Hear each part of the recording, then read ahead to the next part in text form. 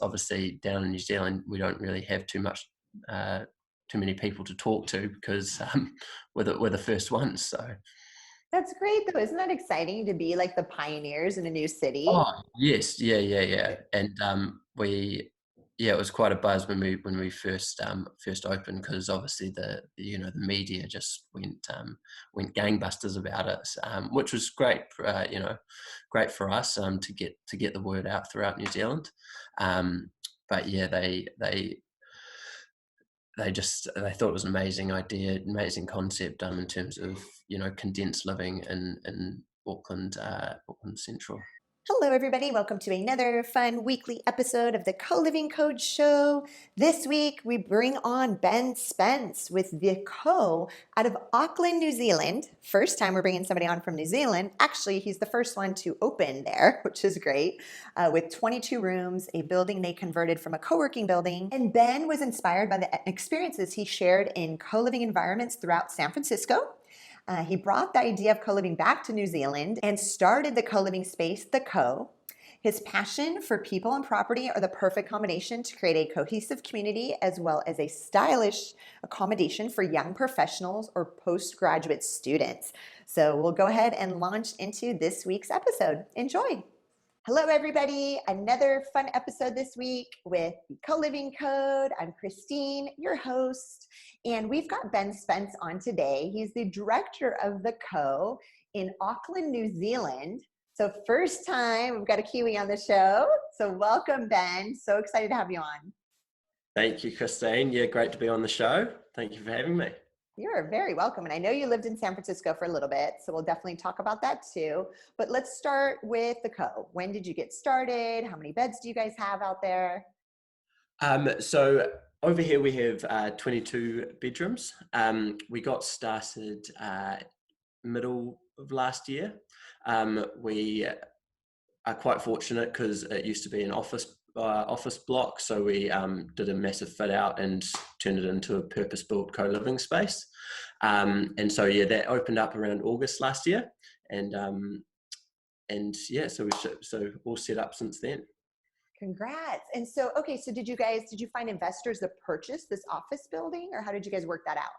So I've been quite lucky with this first one. My parents owned the office block, and I've went forward and just said, look, if I can lease it and do the fit out, can we move forward with that? I thought I'd be getting discounted rent, but that turned out not to be the case. Yeah, so in terms of it's just, yeah, obviously with loans from the bank, in terms of but we have been looking at our next few in terms of investors. Nice. And then, so let's see. And then how long did the process take? Out of curiosity, I think you're the first on the show that's taken an office building and converted it to co-living. Yeah, so in terms of how long it took, it was around 6 months, which we actually thought was quite a good turnaround. Over here in New Zealand, you've got to get resource and takes a very long time. So we were over the moon to get it done under 6 months. Ooh, congrats. That's really quick. I love that. And then what are the ages and demographic? Like how many, like percentage of guys versus girls? What are the average ages? Yeah, so we'd probably have a ratio of 40 to 60 girls and boys. So 40% girls, 60% guys. Average age is around 27, 28. In terms of people who are living there, lawyers, we do also have people in retail, so who are working in restaurants, and then also a few bar managers as well. We do tend to stick away from the students at the moment, just because I used to be a student back in the day, and you can kind of have a party every day of the week. So we do stick away from students. But yeah, no, all is going well. And so I would love to hear more about the origin story, because you were out in San Francisco trying to find a place to live, right?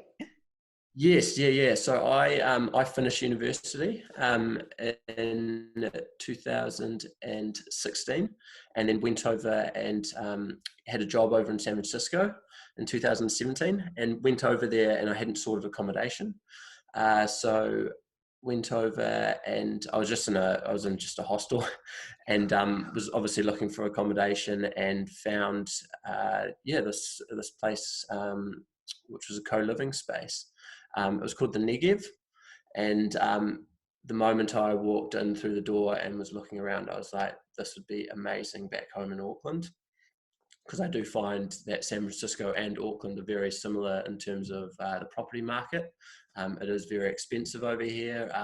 There's not enough supply. We do have a lot of demand in Auckland as well, because it's the main business hub in New Zealand. And so I brought the idea home. Is there any other co-living? I spoke to some developers that were building ground up in Auckland. They're getting ready to. Are there any other co-living companies there yet? No, not at the moment. There's a different kind of, it's a property management co-living business down in Queenstown, which they actually rent the property off a landlord, but it's only really 5 to 7 bedrooms each house, and then they obviously manage the place and lease it out to tenants on a room by room basis, and then obviously fill up all the, pay the utilities and cleaning and all that. So in terms of community, it's just that 5 to 7 bedroom space, so it's not as large. Yeah, and are you guys fully occupied? Yes, we are fully occupied. It is over. We were fully occupied a month and a half in, which was great. So that was quite overwhelming, to be honest, and it was just amazing to see everything come to fruition as quickly as it did, and hence why I'm obviously hunting down a new space to lease and get another one on the cards. That is incredible. So 22 people moving in within a 6-week period.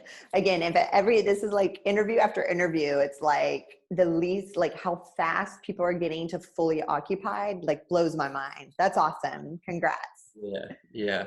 So we do have, in terms of like people who are coming in, there are a lot of foreigners, and I mean that at the end of the day, that was my target market, just because I was basing it off myself when I went over to San Francisco, and so obviously all these people who are coming over, a lot of them are working in the big firms down in Auckland CBD, and at the end of the day, they're coming to New Zealand not really knowing anyone, and needing a place to stay. So at the end of the day, co-living is, I reckon, the two big values is community, and then also the convenience of it. So community, people want a sense of belonging, and to meet new people in a new city, because at the end of the day, you don't want to be visiting, going to explore on the weekends and just be on your own. Really, you want to do it with a few people, and then the convenience is coming in and having your utilities, cleaners, everything all paid for, which is included in that rent. Nice. And then we didn't go over, so what is the co short for? How'd you come up with the name? Yeah, so the co is short for co-house.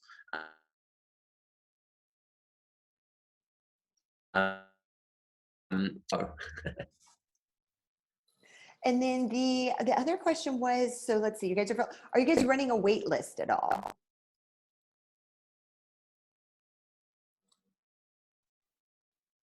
yes, it's great. That's exactly what we were aiming to do, to get a wait list. So we're over the moon with that.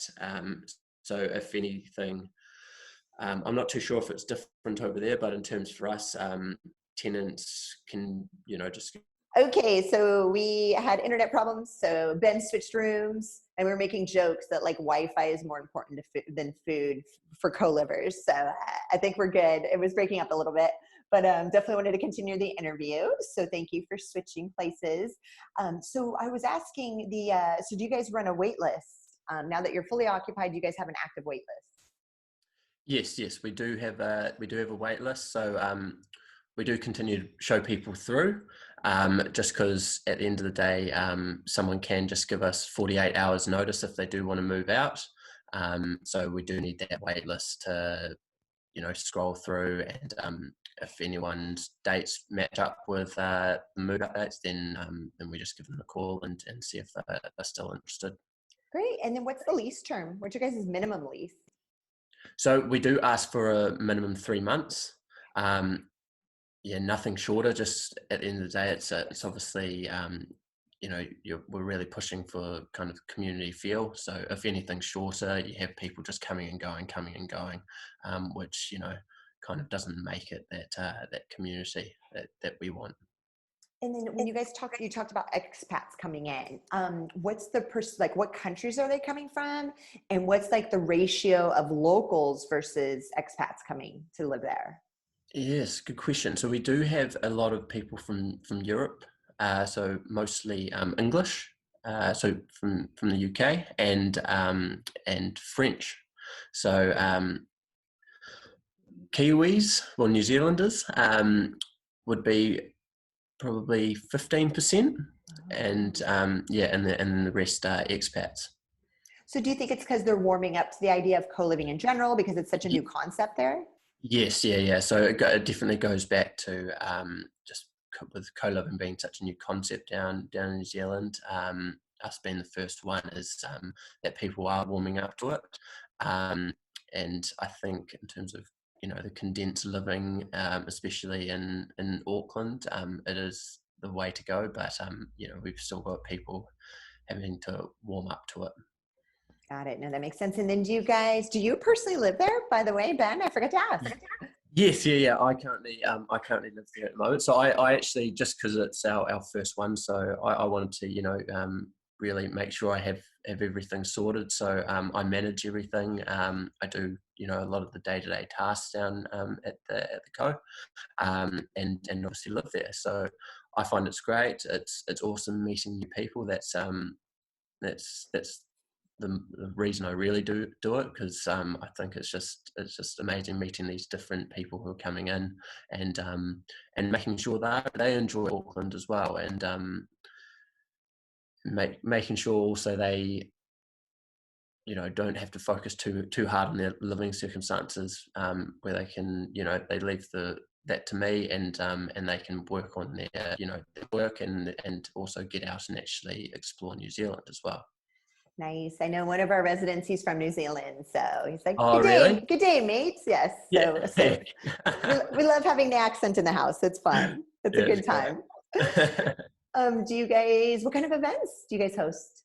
So events, so every Sunday we put dinner on. So that just brings everyone down after the weekend, and great to hear what everyone got up to, and then also if there are any notices or anything for what's happening in the week to come, then those set then, and then also every 2 to 3 weeks we head out to, I know we've got a lot of local beaches. We've got some pretty awesome, bars and restaurants down in the city.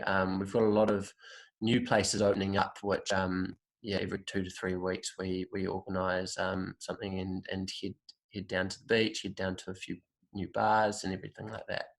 What is the population of Auckland, out of curiosity? Population of Auckland is 1 million. So New Zealand we've got a population of 5 million. So we have a lot of people in Auckland. Yeah, percentage wise, definitely. Yes, yeah. One fifth of the population you have. Exactly. So, and then what's your personally, like, what's your favorite part about running the co?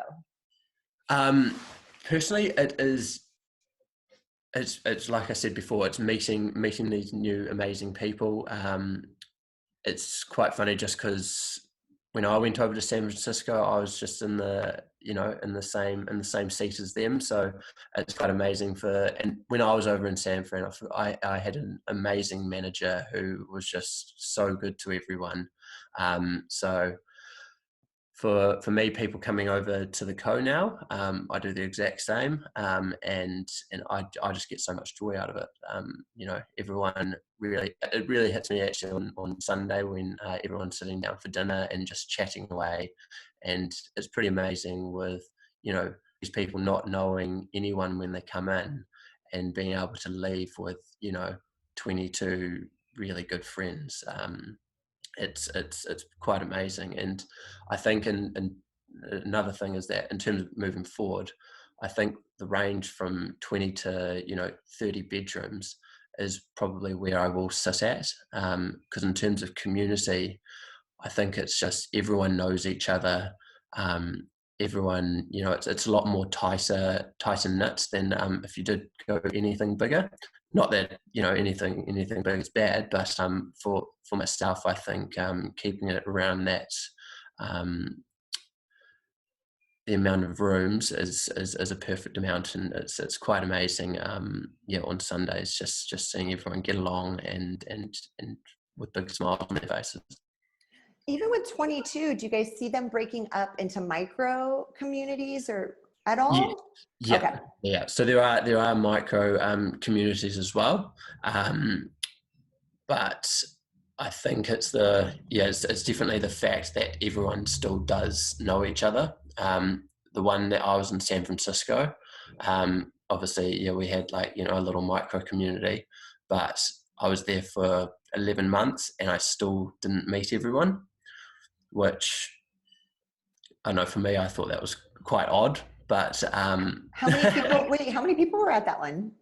there were around 60. Okay. Whew. Yeah, 60. Yeah. It's hard to meet everybody. Exactly. And everyone is different. Some people do. What I found out in San Fran is that some people had been living there for 5 months, but they've just been working so hard that you just actually never see them, and they never actually come down to the community events because they're working. So it's how the cookie crumbles sometimes. What year were you living in San Francisco? What year was that? 2017. Okay, cool. Yeah. That's nice. That's nice. So, It was the inspiration for you to come back home and build this. Yeah. So and I do have a big passion for property as well. I absolutely love it. So I was working over in property management company over in California, and then came back here and got back into property as well, before starting the co. And then this next building, this next space you guys are looking for, how many units is ideal? Do you want to do the same range? Do you want to go a little bigger? Yeah, so there was one that we had been working through, which unfortunately fell over last week in regards to a lease. But that was 30 bedrooms, and I think it would have been absolutely perfect. And I guess just because this is our first one, that maybe potentially down the track we might get a bit larger, and it does go back to community. I think having such a strong community, it's just awesome. I mean, even reading some of the reviews that people do leave for us on Google, they can't get enough of the community aspect in our space. So that's what I really push, and that's what my value is. Ooh, we will have to read those. I just did a webinar where I only highlighted bad reviews from Coliving. There's a few Coliving. Oh, really? Yeah, there's a few that had a few bad reviews, and we just kind of highlighted them. And this is like a hack for everybody listening, watching, is go and read the reviews on Google Reviews or Yelp for some of the larger co-living brands around the world, because, and no, not just the bad ones. Bad ones are comedy sometimes, but the bad ones, because you see what people care about the most, like, okay, well, people get mad about this and this, so let's not do that, let's make ours better. And then read the good ones, like, what do people get excited about? Because honestly, a lot of times it's stuff you wouldn't even think about that they love the most. or that they get mad about the most. So that's great. I'll have to read your reviews. How many Google, and that's great that you have reviews already. How many do you Yeah, guys have on Google already? we've got 19 reviews. Um, I will happily say all 5 stars. So yeah, Yay. all is going well. But yeah, it does go back to the point you were saying, in terms of bad reviews as well, and just I guess you got kind of just got to pick up on what they do say and take that feedback in and kind of work on it. I do tell everyone who does come in, if you can see any improvements that we can do, just because it is our first space, please just let me know, and I'll just at the end of the day, I want to make sure everyone's happy in the place, and I'll be able to sort it out as soon as I can. So we have had a few changes in the house, just small changes, from adding a bit more fridge and freezer space, Mhm. to um, adding a bit more artwork around the space as well. It's just little things that people just say, oh yeah, this would be nice, and next week it does get done. So No, and so did you guys, how did you get that many reviews? Now I'm curious. Did you ask like, hey guys, can you guys write us some reviews? Were you proactive yes, about it? yeah. So I'm very active. If anyone is moving out, or if people are enjoying it, then I do say, oh, would you be able to just leave us a Google review, and then also Facebook review as well. Cool. So I love that. Everybody listening, please start doing that. And that's actually with Kndrd, that's something we're working really heavily on, because there's not like a global site like Yelp. Well, there's Google reviews, but other than that, or Facebook, that's about it. There's not like specific to living. Like living is the most important thing we do. Like the place we live is the most, we spend the most on is where we're living. And I'm blown away. There's not like a global review site for like living. So of course, Kndrd, we're building that out. But until then, like guys, please, please, please, because we're going to port in the reviews off of Facebook and Google onto Kndrd. So make sure everybody listening, you guys are actively asking for those reviews, just like you're doing. That's great. It just helps immensely as well, because obviously when you type the code into Google, because a lot of it is word of mouth. So when people do type in the code to Google, obviously our reviews Yeah. pop up, and then boom, they go straight through. And a lot of people do, when they are getting shown through, they are saying, oh look, you guys have some amazing reviews. That's why we're here. No, that's a great point too, Ben, because I mean, as founders, everybody's saying, oh, our co-living place, we have the best co-living place. Exactly. But you're the founder. So of course you're going to say that. You're a little biased. But Yeah. again, when people are reading these third-party reviews from people that live there, that have experienced it, like people really take that, to heart and love It's a seeing that. it's a huge selling point. Yes, no, I do recommend getting as many Google reviews and Facebook reviews as people can. Good. And then last point is you guys do not take it personally if you get a bad one, No, because sometimes people take it super personally. And again, just that makes you that much better. If you can make the pickiest person happy, like everybody else is going to be happy. exactly, Yeah. exactly. So I love that you're doing that. And then my last question that I ask everybody, well, actually I have two. Sorry. First one is, are there any brands anywhere in the world that you like, that you kind of say, hey, they're really doing a great job when it comes to co-living? Co-living. I think so. I haven't stayed in it, but I've obviously done a lot of research when we were starting up. Um, I absolutely love the Collective in England. I think that's just an amazing spot. I'm just absolutely, yeah, buzzed by the look of it, and obviously it's just really from their website. I've looked over and all that, but yeah, next time I am over in England, I definitely want to be having a look through. I think they're just doing such a great job, and some amazing common areas also within those spaces. I know I haven't seen Canary Wharf yet, their newer building in London, but I've just the pictures alone like blow my mind. Exactly. So Yeah, that's a it's great one. it's quite interesting because obviously being down in New Zealand, it is it is just starting off, and as I was saying, I was supposed to be heading over to California in a few weeks time, but I think I'll be cutting that short. But I was going to be meeting up with a few, especially with my old co-living space, the Negev, over in San Fran, just to iron out a few more points and see if I can get any more hot tips, because obviously down in New Zealand we don't really have too many people to talk to because we're the first ones. So That's great though. Isn't that exciting to be like the pioneers in a new city? oh yes, yeah, and it was quite a buzz when we first opened, because obviously the media just went gangbusters about it, which was great, great for us to get the word out throughout New Zealand. But yeah, they thought it was an amazing idea, amazing concept, in terms of condensed living in Auckland Central. No, I saw. So everybody listening, yeah, check out their Instagram page because I went there first, and yeah, you guys had like a magazine article done, and Yeah. So, oh, that's yeah. cool. Yeah, you can't beat press, right? And media. That's awesome. No. So my last question is, where do you see the future if we fast forward 10 years to the year 2030? Where do you see co-living evolve? How do you see it evolving? How do you see it as a concept in the future? So in terms of us in New Zealand, or Just in general, on a global level.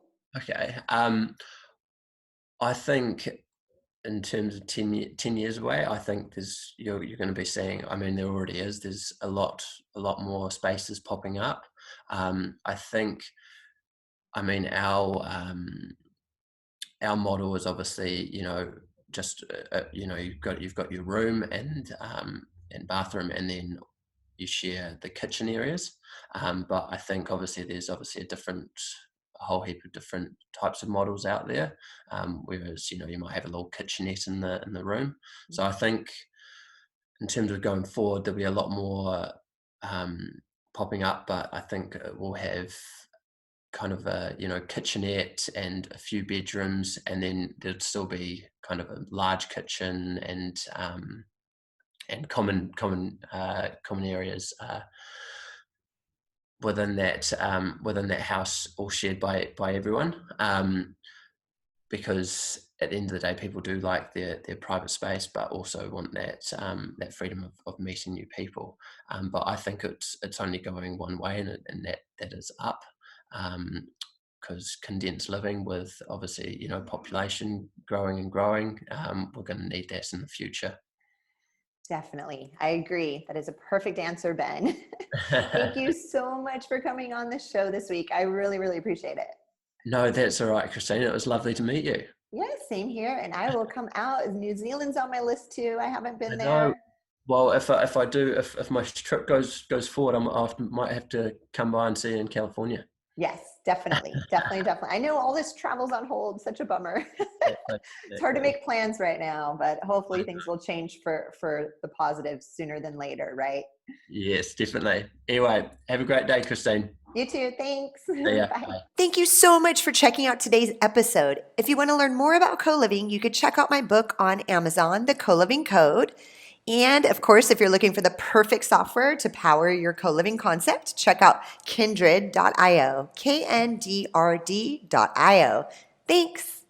And a quick thank you to SPX Agency for all of the graphics, animation, and design on our YouTube channel.